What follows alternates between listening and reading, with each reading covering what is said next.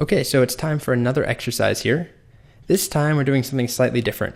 I'm going to give you a bunch of data for Pokemon. Actually, the 3 starting Pokemon for the original Pokemon games. Does not matter if you have no idea what I'm talking about. If you absolutely hate Pokemon, doesn't matter. I'm giving you the data. Basically, you're going to take this data and you're going to turn it into a table like this.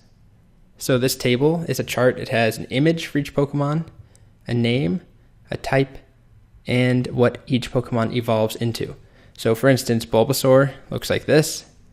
He/she is a grass/poison Pokemon, and Bulbasaur evolves into Ivysaur. And this is a link to the Ivysaur Pokedex or Pokemon Wiki website. So again, if you have no idea what those words mean at all, that's fine because you have all the data. So this is more about taking the data that I'm giving you and translating it into a table.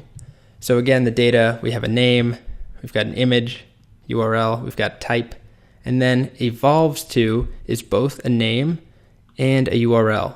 Because remember, to make a link, you need some text to show up, but you also need the URL that you're linking to. All right, so go ahead, give this a shot.